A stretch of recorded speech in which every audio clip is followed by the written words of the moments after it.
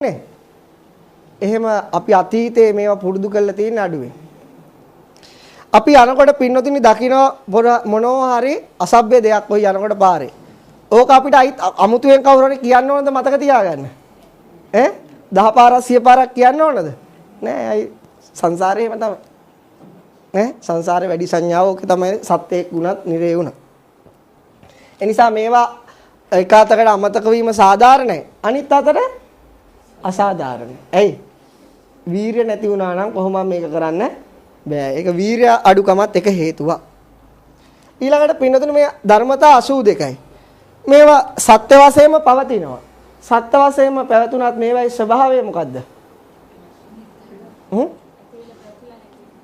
මේවා වෙනස් වෙලා යනවා. හැම මොහොතකම වෙනස් වෙලා යනවා. හැම මොහොතකම ඒක ඒ වෙනස් වීමෙන් බේර ගන්න පුළුවන් జగතේ කොහෙවත් නෑ. මේ ධර්මතා 82යි. මේවා කොහේ තියෙනවද? මේ ධර්මතා 82 කොහේ තියෙනවද පින්නතුනේ? අපි තුලත් තියෙනවා. තව කොච්චර පෙන්වන්න පුළුවන්ද මේ කොහේ තියෙනවයි කියලා?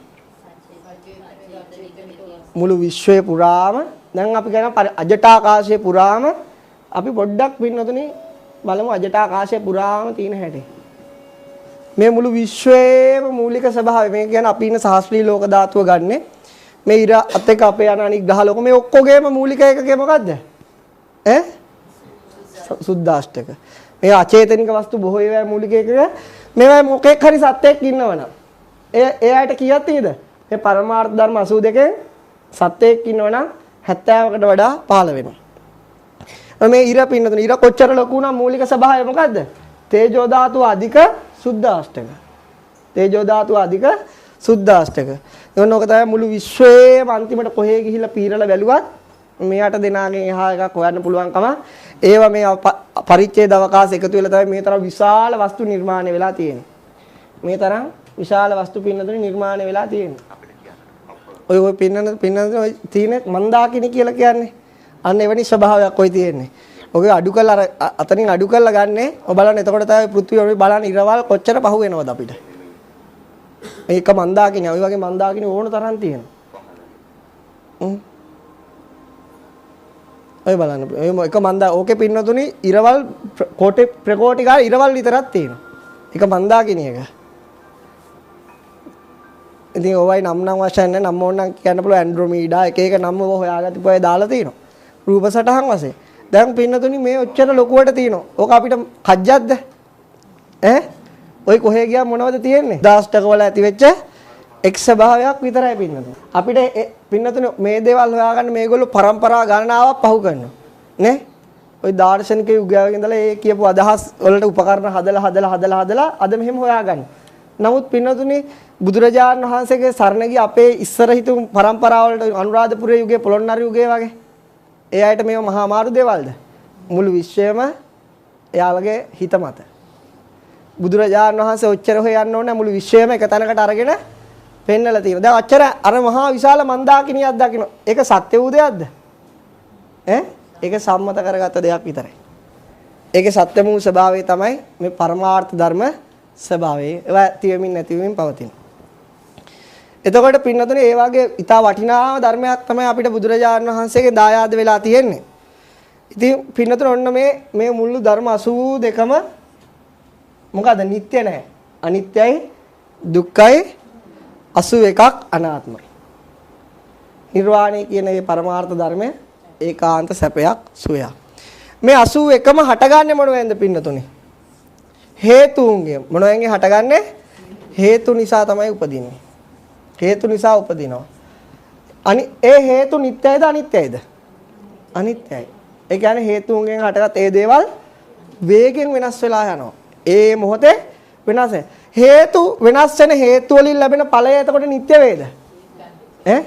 ඇයි? හටගන්න හේතුව පවා අනිත්‍ය වූ හේතු. එහෙනම් ඵලයට නිට්ටය වෙන්න බෑ. මේ මොහොතේ දිරනවා. එහෙනම් අනිත්‍ය වූ හේතු නිරුද්ධ වෙනකොට මොකද වෙන්නේ? ඵලයට මේ ලැබුණු ඵලයට මොකද වෙන්නේ? නිරුද්ධ වෙලා යනවා. අයිත් ඒ ඵලය ලැබෙන්නේ නැහැ. ඒ ඵලය ලැබෙන්නේ නෑ මුළු ආරම්භයේ දැක්ක සක්වලකටම ඇන්ඩ්‍රොමීඩාවකටම ඒ ඔක්කොම සක්වලට හැම මොහොතකම මොකෝ වෙන්නේ? හේතුන් අනිත්‍ය වූ හේතුන්ගෙන් ඵලයක් සකස් වෙනවා. ඒක එතනම නැති වෙන ගමන් මොකද වෙන්නේ? ඵලය නිරුද්ධ වෙලා යනවා. තථාගත අරහත් සම්මා සම්බුදු රජාණන් වහන්සේට මුළු අජටාකාශයේ මුළු විශ්වයම පේන්නේ කොහොමද? හැම මොහොතකම අනිත්‍ය වූ හේතුන්ගෙන් සකස් වෙනවා. හැම මොහොතකම ඒ හේතු නිරුද්ධ වෙලා යනවා. මුළු විශ්වයම. අපිට ඔක කිව්වේ නැද්ද තථාගතයන් වහන්සේ? මට මෙහෙම පේනවා කියලා කිව්වේ නැද්ද? කිව්වා. කොහොමද කොතනද කියලා තියෙන්නේ? පටිච්ච සමුප්පාදයේදී කියලා තියෙනවා. මුළු පටිච්ච සමුප්පාදයේදී අපිට තේරුම් ගන්න ඕන ටික කියලා තියෙනවා. මොකද්ද? අවිද්‍යාව ප්‍රත්‍යයෙන් සංස්කාර උපදිනවා. අවිද්‍යාව ඇති වෙච්ච ගමන් මොකද වෙන්නේ? සංස්කාර උපදිනවා. සංස්කාර ප්‍රත්‍යයෙන් විඥානය උපදිනවා. අපි ඔය ඉස්සරහට එකෙන්කට එක වචනයට කියලා දෙනවා. එහෙනම් මුළු විශ්වයේ හැම සත්‍යයකම අහු වෙන ධර්මතාවය මොකද්ද? හේතුඵල ධර්මතාවය. හේතුඵල ධර්මතාවය. බුදුරජාණන් වහන්සේ මෙච්චර විශාල විශ්වයක් ගැන හොයන්න යන්න කියන කොහෙන්ද? බඹයක් තරම් වූ ශරීරය. බඹයක් තරම් යටිපතුලෙන් ඉහළට හිස් මුදුනේ පහළට මේ ශරීරය තුල මුළු විශ්වය හොයාගන්න කියන. විශ්වයේ රහස් හොයන්න කියන. මුළු විශ්වයම මෙතන අඩංගුයි කියවේ බොරුවක්ද? මුළු විශ්වයේ තියෙන පරමාර්ථ ධර්ම 82කින් වැඩි හරියක් උපදින්නේ නිරුද්ධ වෙන්නේ කොහෙද? බඹයක් තරම් වූ ශරීරය තුල. ඉන් බාහිරව තියෙන 9ක් 10ක්. නේ? අචේතනික වස්තු කියලා ඒවට කියන්නේ. ඒකට පින්නතුන මුළු විශ්වයම ගත්තත් ත්‍රිලක්ෂණයට ගොදුරු වෙන්නේ නැති මොහොතක් නැහැ. එහෙනම් බුදුරජාණන් වහන්සේට මේ මුළු විශ්වයේ කොතනකවත් සැපයි කියලා කියන්න පුළුවන්ද? නෑ. ඔබට පේනවා අපිට කාටවත් පේන්නේ නැති විදිහට කවුරු හරි වෙනස් වෙලා. අපි මේ පුද්ගලයා ගැන දන්න කෙනෙක් ඉන්නවා මෙතන හොඳටම ඌ ගැන දන්නවා. කොහෙන් බැලුවත් කපටිකම, කෛරාටිකම, හොරකම, වංචාව පිරීලා. එයා ගැන හොඳට දන්නවා. අනිත් අය කවුරුත් දන්නේ නැහැ. එතකොට ඔබට පොඩ්ඩක් හරි හොඳක් නැත්නම් ඒක කියන්න පුළුවන්ද මෙයා හොඳයි කියලා? කියන්න බෑ. කියන්නේ නැහැ නේ. කියන්න බැර නම් නිහඬව හරි ඉන්න මුකුත් වචනයක් ඒ ගැන කියන්නේ නැතුව. බුදුරජාණන් වහන්සේට මුළු විශ්වය ගැන අපිට කියන්න තියෙන ඒ වගේ කතාවක් තමයි. කිසිම සාධාරණයක් ඒකේ නැහැ. එහෙනම් සාධාරණයක් නැත්නම් අපි සාධාරණකම හොයන්නේ. එහෙම වෙන්නේ කොහොමද? මට මේකයි මේක මට ලැබෙන්න ඕනේ. ඒක නීතිමය සාධාරණයක්. මෙයා මේ නීතිමය සාධාරණේ හොයන්නේ කොහෙන්ද? ත්‍රිලක්ෂණයට ගොදුරු වෙන විශ්වයේ. මේ සංසාරේ එහෙම සාධාරණ නෑ. මේක ඇත්තටම අසාධාරණයි. අපිට ඕන විදියට පවත්වන්න බැරි බවමයි මේක කියලා දෙන්නේ බුදුරජාණන් වහන්සේ. ඊට පින්නතුනේ අපි නැවත අපි අලුත් වචනයක් ඉගෙන ගමු. අපි ඒක නාම ධර්ම තුලින් ඉගෙන ගන්න. මොන ධර්ම තුලින්ද? නාම ධර්ම. ඒක චිත්තය. මොකද්ද? චිත්ත. චිත්තය කියන්නේ සිත. සිත මොකද්ද ගන්න පින්නතුනේ? අරමුණක්ම එයා ගන්න. අරමුණක් ගන්නවා. අරමුණක් කියලා කිව්වට පින්නතුනේ මට වැඩක් නැහැ. අරමුණේ ස්වභාවය මොකද්ද? ඒකේ රසය මොකද්ද? ඒකේ ගන්නවා කියලා ඔබ තේරුම් ගැනීමයි වැදගත්. අරමුණක් කියලා ඕන කෙනෙක්ට කියන්න පුළුවන්. දැන් ඕක 100 පතාවක් විතර මේ පන්තියේ ගිහුවම අරමුණක් ගන්නවා කියන එක ඕකත් මහ වැඩක්ද? එහෙම නෙවෙයි කියන්නේ. හිත කියන්නේ විඥානය කියන අරමුණක් ගන්නවයි කියලා වෙන ස්වභාවය මොකද්ද? එතෙන්දී මොකද්ද? සීනියේ තේ වතුරයකට සීනි දැම්මට පස්සේ ඒක සීනි රහයි කියලා ඒක අහගෙන ඉන්න ඕන කෙනෙක්ට කියන්න පුළුවන්.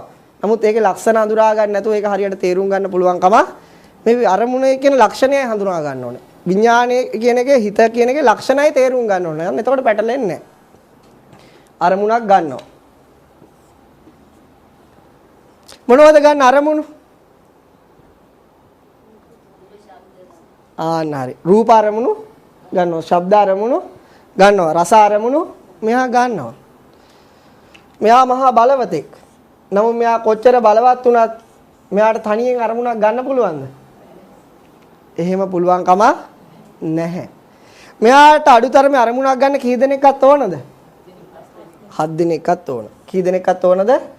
7 දෙනෙක්වත් ඕන. එයා ගන්න අරමුණ බුදුරජාණන් වහන්සේ පළවෙනුවත් නම් කරනවා. මොකද ඒකේ පරමාර්ථ ස්වභාවයේ නම? පස්ස. පස්ස කියලා දෙයක් තියෙනවද?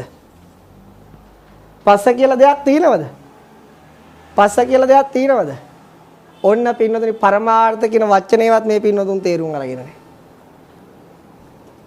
පස්ස කියලා දෙයක් තියෙනවා. ඒකනේ මේක සිතවිලි යටතේ 52 එකක් කියලා කිව්වේ.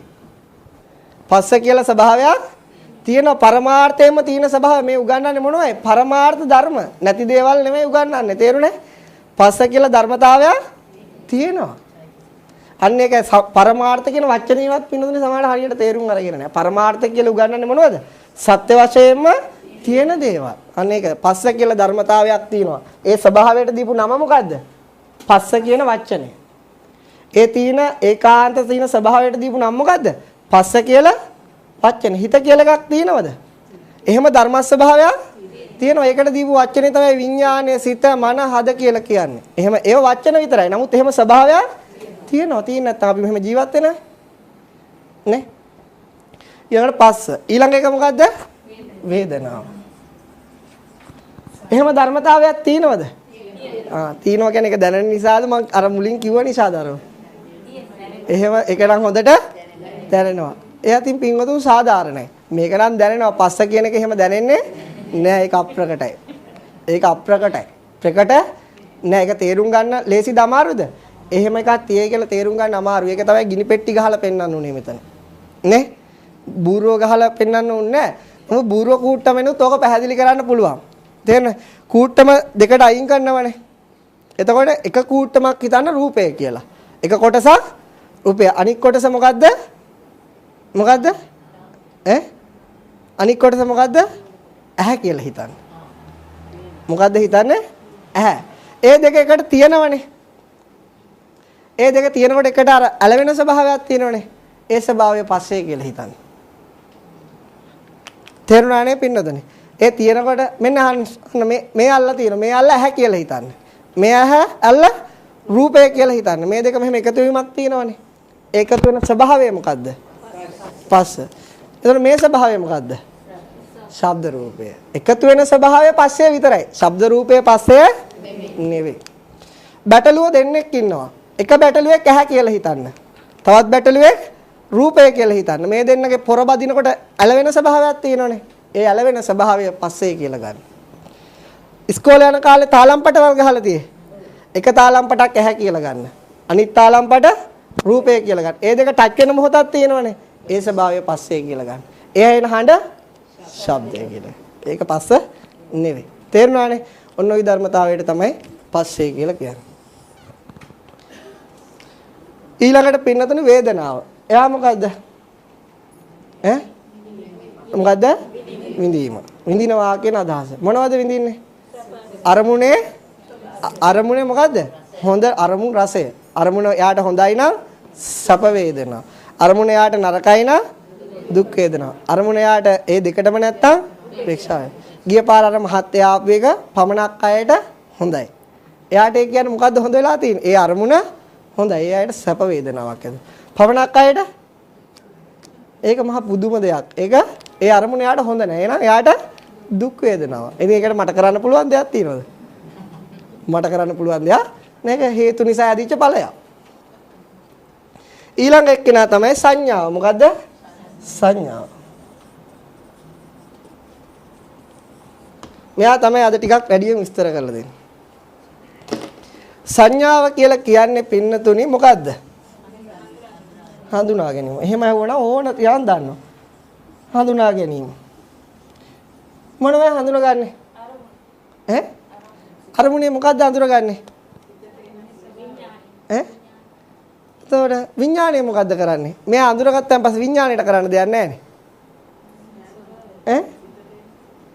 එවන හිතට එනවා. හිත ගන්නෙ මොනවයි? අරමුණක්මයි ගන්න. හිත ගන්නෙ අරමුණක්මයි. අරමුණක් අරගෙන එයා අරමුණ ගැනීමේ කාර්යය. ඔය එක කාර්යය. එයා මොකද අරමුණ දැනගන්නවා. මොකද අරමුණ ගන්නවයි කියන එකේ අදහස මොකද්ද? එයා විශේෂ කරලා දැනගන්නවා. අද දවල්ට කෑවද? තමන් මුයාගත්ත දේවල්ද කෑවේ? ඒක නිසා ලුණු රස, තිත්ත රස, අඹුල් රස එහෙම වැඩි දැනෙන්නේ නැතිව ඇති. නේ? ලුණු කටට තිබුවම මොකද වෙන්නේ? ලුණු රස දැනගන්නවා. තිත්ත රස කටට තිබුවම මොකද වෙන්නේ? තිත්ත රස දැනගන්නවා. එතකොට ඒක කවුද කරන්නේ? විඥානය. ඒක කවුද කරන්නේ? විඥානය. තව ඉස්සරහට මේ දෙන්න ගාන පොඩි සියුම් සම්බන්ධතාවයක් තියෙනවා. ඒක නිසා තමයි මේ දෙන්නම එක වගේ කියලා තමයි හිතන්නේ. නමුත් එක වගේ නෙවෙයි. සංඥාව. පින්නතුනි මේ සංඥාව කියන්නේ හඳුනා ගැනීම තමයි. එයා මොකද්ද කරන්නේ? අරමුණක් හඳුනා ගැනීම තමයි එයාගේ කාර්යය. එයාගේ කාර්යය මොකද්ද? හඳුනා ගැනීම. ජීවිතේ මුල්වතාවේ ඇතිවෙච්ච හඳුනා ගැනීම අපිට තියෙනවා. මොනවද තියෙන්නේ? ජීවිතේ මුලින් ගත්ත හඳුනා ගැනීම. මව් කුසෙන් පස්සේ අපි මෙහාට ආව මේ පෘථිවියේ අපි හඳුනාගත්තේ ඒවා පොඩි කාලේ හඳුනාගත්තේ ඒවා තමයි වැඩි. මොනවද පොඩි කාලේ හඳුනාගත්තේ? අම්මා හඳුනාගත්තා. ගේ දොර හඳුනාගත්තා. පොඩි කාලේ යාළුවෝ මතක නැද්ද? අර කිරිබොන කාලේ යන යාළුවෝ මතක නැද්ද? ඒ අය හඳුනාගත්තා. තමන්ගේ වයසේම තමන්ගේ නෑදෑ කෙනෙක්ට දරුවෙක් හිටියනම් එයා මතක නැද්ද? එයාලා හඳුනාගත්තා. අපිට මේ හඳුනා ගැනීම පොඩි කාලේ ගොඩාක් ලැබෙන දේවල්. තේරුණානේ? ඊට පස්සේ අපි හඳුනා ගැනීම කරන්නේ නැද්ද? ඕන තරම් කරනවා. නමුත් පොඩි කාලේ හඳුනා ගැනීම පස්සේ කාලේට වඩා බලවත්ද දුබලයිද? බලවත්. මුලින් ගත්ත හඳුනා ගැනීම ගැන නිතර නිතර කල්පනා කරනකොට, නිතර සිහි කරනකොට ඒ හඳුනා ගැනීම මොකද වෙන්නේ? බලවත් වෙනවා. ඒ සංඥාව මොකද වෙන්නේ? බලවත් වෙනවා. බොහෝ දුරට මුලින් ගත්ත හඳුනා ගැනීම ආකාරයෙන්ම ගන්නවා. උදාහරණයක්. පින්වතුනි අපිට හම්බ වෙන විවිධාකාර මිනිස්සු. අපිට හම්බ වෙනවා විවිධාකාර මිනිස්සු. එක සුද්දෙක් හම්බ වුණා. පිල්ලන්. ඇඟපත පුරාම පච්ච කොටලා. නුවර ටවුන් එකේදී තමයි හම්බ වුනේ. ඇඟපත පුරාම පච්ච කොටලා. හැම තැනම පච්ච. හැබැයි බුදුහාමුදුරන්ගේ පච්චයක් ගහගෙන ඇවිල්ලා තියුනේ නැහැ. මම හිතුවා මේ ආකා හොඳට බීලා කාලා හොඳට විනෝද වෙන චරිතයක් තමයි. හොඳට බීලා කාලා විනෝද. ඉතින් අපි නුවර ගිහිල්ලා ඉවර වෙලා තව පැය 4කට පස්සේ භාවනා මධ්‍යස්ථානයට කිට්ටු වුණා. ඉතින් කිට්ටු වුණා. ඊළඟ දවස් එදා හන්දෑවේ පහමාරට භාවනා දේශනාව පටන් ගන්න වෙලාවේ මෙන්න මේ සුද්ධ ඉස්සරහින්ම ඇවිල්ලා පච්ච කොටලා වාඩි වෙලා ඉන්නේ. දැන් මොකද්ද මට උනේ? මුලින්ම ටවුන් එකේදී ගත්ත සංඥාව මොකද උනේ? වෙනස් වුණා. මොකද්ද මුලින්ම ගත්ත සංඥාව? ඒ වෙනකම්ම පැය 5ක් හිතාගෙන හිටියේ මොකද්ද? මොහු පිස්සු විකාර කරන චරිතයක්. මොහු ජීවිතේ තේරුම් ගත්ත නොගත්තු කෙනෙක් කියලා සංඥාව තමයි. සමහර විට එයාගේ භාවනා මධ්‍යස්ථානයේ දකින්න නැතුව තව අවුරුද්දකින් මම එයා දැක්කනම් කොහොමද කල්පනා කරන්නේ? අර මුලින් ගත්ත සංඥාවම තමයි. තේරුණානේ? අපිට මේ රටේ ජීවත් වෙන්න විවිධාකාර පුද්ගලයෝ හම්බ වෙනවා. එක පුද්ගලයෙක් ලක්ෂයට රුපියල් 24000ක් දෙනවා කියලා කිව්වා. ඔක්කොම ගිහිලා 24000 ගන්න දැම්මද නැද්ද? දැම්මා. ඔක්කොම දැම්මේ නෑ. බොය දැම්මා. එතකොට එතෙන්ද හිතුවා ඇත්තටම මෙහෙම දෙයක් අපිට ලැබේවි කියලා සංඥාව. අවුරුද්දක් ගියා. මොකද උනේ? අඬා වැටුණා. තර්ජන ගර්ජන සිදු වුණා. එහෙම ඒවා සිදු වුනේ නැද්ද? මොකද්ද උනේ? මුලින් ගත සංඥාව ඇති කරා ඇත්තටම මේ දෙයක් මට ලැබේවි කියලා. තවත් දේවල්. මුලින් යනකොට සංඥාවක් දාන්න 112යි අවුරුද්දට. අවුරුද්දෙන් පස්සේ ලැබිලා නැද්ද? ලැබිලා තියෙනවනේ නේ. එහෙනම් ඒ දැකපු සංඥාව අවුරුදු 12න් පස්සේ වෙනස් වුණාද? නෑ. එහෙනම් මෙතන තියෙන රහස මොකද්ද? අපි මුලින් දකින සංඥාව හරි වෙන්නත් පුළුවන්, වර්ධි වෙන්නත් පුළුවන්. මුලින් දකින ගන්න සංඥාව හරි වෙන්නත් පුළුවන්. අපේ තියෙන මොකකට හරි දෙයකට කර්මය කියන්න බෑ. අපේ තියෙන මොනවා හරි නොසලකිල්ලකට මුලින් ගන්න සංඥාව වැරදුනොත් මොකද වෙන්නේ? මුළු ජීවිතේම අනාථයි. අනේ දෙවියනේ මේ පින්නතුන් බොහෝ කාලයක් මෙතන පහු කළාවට ගොඩාක් සංඥාවල් වැරදි දේවල් තමයි අරන් තියෙන්නේ. මම වුණත් අවුරුදු 19ක් බොහෝ දේවල් දැනගෙන හිටියේ වැරදි සංඥාව. තේරුණානේ පින්නතුනේ? ඒ අපේ හැම ලෝකයේ ඉන්න ගොඩාක් අය ගාව තියෙන වැරදි සංඥා. ඒ කියන්නේ නිවැරදි සංඥා ඇත්තේම නැද්ද? එහෙම කියන්න බෑ. ඒව තියෙන සුළු ප්‍රමාණයක්. නිවැරදි සංඥා බහුල වුණා නම් අපිට මොකද වෙන්නේ? අපි මාර්ගඵල ලබලා. මොකද වෙන්නේ? අපි ධර්මතාවය දැකලානේ. නිවැරදි සංඥාව කියන්නේ මොකද්ද? ධර්මතාවයේ ස්වභාවය දැන ගැනීම. එහෙම නෙවෙයිද? සංඥා බුදුරජාණන් වහන්සේ උපමාවෙන් පෙන්වුවේ මොකක් වගේද? මිරිඟුවක් වගේ. මිරිඟුවක ස්වභාවය මොකද්ද? අනේ වගේ තමයි. අපිට ඕක නෙවෙයිද උනේ? ඕක එහෙනම් සංඥාව කියන එකේ ස්වභාවය තමයි හඳුනා ගැනීම. ඒක හරි වෙන්නත් පුළුවන්, වැරදි වෙන්නත් පුළුවන්. හැබැයි වැරදි සංඥාවක් ගොඩ කාලයක් කල්පනා කරලා මතක් කරලා සිහි කරලා තියුණොත් ඒක අයින් කරන්න ලේසිද අමාරුද? අමාරුයි. මට ඒව ඕන තරම් කියන්න පුළුවන් මේ වෙලාවේ. එහෙම අයින් කරගන්න බැරි දේවල්. හැබැයි අයිත් ඒක කිව්වොත් දෙන්න තුන් දෙනේ පන්තියට එන්නෙත් නැහැ. ඕනනම් කියන්න පුළුවන්. මොකද ඒව අත්තරින් ඒගොල්ලෝ කැමති නැහැ. මොකටද පවුනේ ආවේ නැති වුණොත් ඒගොල්ලොන්ට තමයි පාඩුව. එයා ඒ සංඥාව අත්තරින්න බයකමට එන්නේ නැහැ. තේරුණේ? ඕනම පස්සේ යනකොට වෙලාවට අහන්න මං කියන්නේ. සංඥාව කියන්නේ පින්නතනේ සියුම් ස්වභාවයක්. ඒ නිසා කියා දෙන්න ඕන නිසාම තා පොඩි කරුණු ටිකක් ලියාගෙන ආවා. ඒක හරියි. තිරිසනුන්ට ගොවිපළ පිළිබඳව සංඥාව. කවුද තිරිසනුන් කියන්නේ? මෝනරු ඊට පස්සේ ගීරාව් ඔය ඉන්නෝනේ ගම්බදව ගොඩාක් ඉන්න. කුඹුර වපුරන කාලේ තියෙනවනේ. අර මඩ නාගෙන කුඹුර මේවා කල්ලි වරලා වී ගහලා මේවා පොඩි කාලේට මොකද ලේන්නු මොනරු ගිරව් අර වැහිදයි යන්නේ නෝ. එතකොට ඒගොල්ලොන්ට ගහන ලස්සන දෙයක් මොකද්ද? හට්ටියක් අරගෙන ලීයක් අරගෙන තාත්තගේ හරි අම්මගේ හරි කමීසයක් හරි හැට්ටයක් හරි අඳලා දෙපැත්තට දාලා තියෙනවා. එතකොට තිරිසනුන්ට අර පඹේ දැක්කම ඇති වෙන සංඥාව මොකද්ද? මනුස්ස සංඥාව. හරි එකක්ද වැරදි එකක්ද? වැරදි දෙයක්. අපිත් ඒ වගේ පඹේ වගේ සංඥාවල් වලට අහු වෙලා ඉන්නේ පින්නතුනේ. සත්තු අහු වෙලා තින්නේ අර ගොවිපලේ සංඥාවට. අපිත් ඒ වගේ පඹේ වලට අහු වෙලා ඉන්නේ. ඒ කියන්නේ පුද්ගල වශයෙන් නේ මං කියන්නේ ධර්මතාව වශයෙන් වැරදි වැටහීම් තියෙන්නේ. පුද්ගලයකට කිව්ව නෙවෙයි. ධර්මතාව ඒ විදිහට තමයි. අපිට පඹේගේ ස්වභාවය තමයි ධර්මතාව පෙන්වන්නේ. ඊළඟට ඊළඟ එක තමයි පින්නතුනේ සංඥාව කියලා කියන්නේ අර මුලින් කිව්ව ස්වභාවය. අර පච්චකටපු සුද්දා. එයා මට එයාගේ ඇතිවෙච්ච මුල්ම සංඥාව මගේ ජීවිතේ මොකද්ද කරේ? සලකුණක් කරා. මොකද්ද කරේ? සලකුණ. සලකුණ කියලා කියන්නේ මොකද්ද? දැන් සලකුණු කියලා කියන එකේ තේරුම මොකද්ද? සලකුණක් කියලා කියන්නේ සලකුණ. හරනේ. අපි ඔය දන්නේ නැති කැලේක යනවයි කියලා හිතමුකෝ. එතකොට අපි මොකද්ද කරන්නේ? පොඩ්ඩක් ඔලුවක් තියෙන කෙනෙක් න ะ. මහ විශාල ඝන කැලයක් තියෙන. ඕකේ යනවා නම් ඔලුවක් තියෙන මිනිස්සෙක් මොකද්ද කරන්නේ? අතු කඩ කඩ යනවා සලකුණු වශයෙන්. ඒව මොකද්ද? එතකොට සලකුණු කරන්නේ ඇයි? ආපහු එනකොට ඒක පේන්න ඕනේ ඒ පාරේ හරියට යන්න. ආරම්භක එතකොට සලකුණ කියලා මොකද්ද? ආරම්භයේදී දැක්කට පස්සේ නැවත මේ මාර්ගය යන්න ඕනම දාගන්න දෙයක්. ඔය ඉස්සර අපේ පැත්තේ දැන් මම එහෙම කරන්න බෑ. ඉස්සර අපි පොඩි කාලේ සුද්ධ දුවගෙන යනවා. යනකොට අර පොඩි පොඩි රවුම් තියෙනවනේ. ඒවා පිටිපස්සේ එක එක දාගෙන යනවා. අර පාර දිගේ දාගෙන දුවනවා උදේට. අපි මොකද කරන්නේ? අර ටිකක් මගින් ඇහිඳගෙන ඇවිල්ලා කුස්සියකට හරවලා තියෙනවා. කුස්සියටම දුවන. මේ වගේ එහෙම තමයි උදේට මේ පැත්තේ කොග්ගල එහෙම ළඟයිනේ. අර කට්ටිය දාගෙන දුවනවා. අපි ඉතින් යාළුවෙක්ලා ගෙවල් පැත්තේ මොකකට හරි කුස්සියකට හරි ටික. එතකොට අර සංඥාව කොහෙද කරන්නේ? අරයා මුල සලකුණ පරිදි පැත්තට අරයි යනවා. මේ කතාවනේ මේකේ තියෙන පොඩි ලොකු ගැඹුරු අදහසක්. ඒක තමයි ගන්න ඕන පින්නත්. මේ සංඥාව අපිට කරන දේ. එතකොට මේ සංඥාව කියන චෛතසික ස්වභාවය අපි මුලින් දැක්ක මේක සලකුණක් වශයෙන් උත් අපි තබා ගන්නවා. මොකද්ද කරේ? සලකුණ.